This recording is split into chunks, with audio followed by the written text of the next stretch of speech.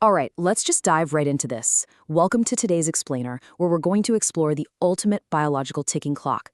We're looking at human survival and our absolute undeniable dependence on oxygen. It's a fundamental part of our existence, literally the fuel of human life, yet it's something we almost never give a second thought to as we go about our day.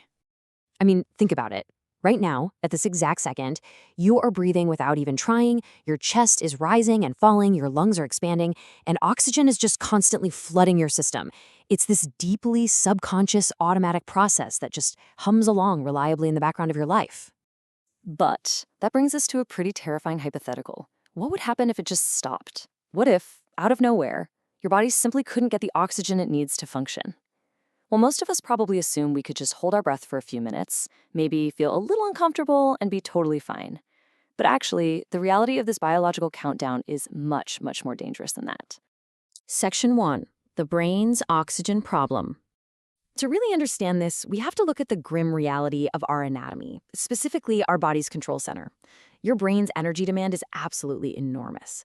Those cells desperately need oxygen to convert food into usable energy just to keep that incredible organ powered up. But here is the major design flaw. The brain's oxygen reserves are almost zero. It has virtually no backup supply.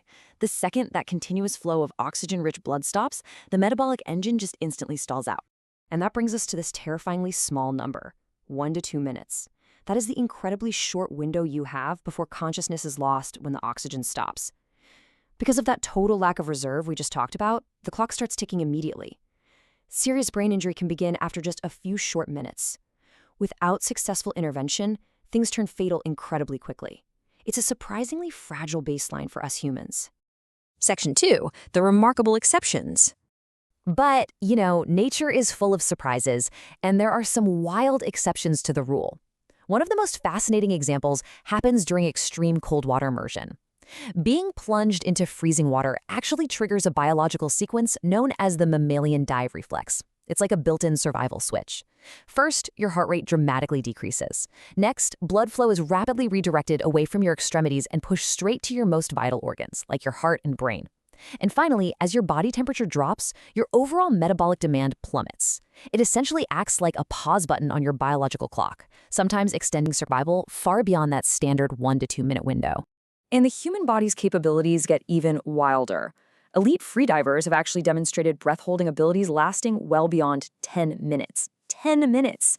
Now, this isn't magic, right? It's extreme physiological adaptation. Through incredibly rigorous training, these specialized athletes teach their bodies to better manage those limited oxygen stores and, crucially, to tolerate rising levels of carbon dioxide in their blood. But, quick disclaimer here. Please don't try this at home. An ordinary person cannot safely pull this off without years of extreme conditioning. Section 3. Degrees of deprivation. Now, not all oxygen deprivation is the same, so we need to make a stark distinction. On one hand, you have anoxia. This means there is essentially zero oxygen available. It's the absolute cutoff. On the other hand, we have hypoxia, meaning oxygen availability is significantly reduced, but it's not totally gone. These are entirely different battlegrounds for your cells to navigate. A perfect example of hypoxia is adapting to high altitudes. Say you're climbing a huge mountain. There is still oxygen in every breath, but the lower atmospheric pressure means way less of it actually gets pushed into your bloodstream. So what does your body do? Well, it adapts. Over time, it actively increases your breathing rate and it ramps up the production of red blood cells to capture whatever scarce oxygen is floating around up there. Your body literally learns to survive on less. Section 4. The animal advantage. While humans can adapt a little bit, other mammals are practically superheroes at this. Marine mammals, like whales and seals, dramatically excel exactly where we struggle. They can stay underwater for hours. Why? Because evolution gave them highly specialized systems for storing massive amounts of oxygen directly in their tissues. They can naturally drastically slow their heart rates and powerfully funnel blood only to our critical organs. We just aren't built that way, which is why we top out at a few minutes, while they can casually hunt in the deep ocean all afternoon. Section 5. Buying time with medicine. So what if we could replicate some of those animal advantages artificially? Enter therapeutic hypothermia. This is the use of controlled cooling to reduce the body's metabolic demand during severe medical emergencies. Essentially, doctors are medically inducing that exact same cold water immersion effect we talked about earlier. By deliberately lowering the body's temperature in a highly controlled setting, they can slow down cellular damage, protect the brain, and basically buy precious time to treat the underlying emergency. It's brilliant. And right alongside that advanced cooling, we have mechanical interventions, like CPR. During an emergency like cardiac arrest, CPR is an absolutely critical bridge. It physically forces whatever oxygen-rich blood is left in the body to keep circulating to those all-important organs. It's literally attempting to keep the system running manually until advanced treatments arrive. Section 6. The hidden danger. Okay, we really need to issue a warning about a completely stealthy threat: carbon monoxide poisoning. This is a terrifying form of deprivation because, unlike holding your breath, which quickly makes you panic and gasp for air, carbon monoxide secretly binds to your blood, blocking its ability to transport oxygen effectively. And the real danger?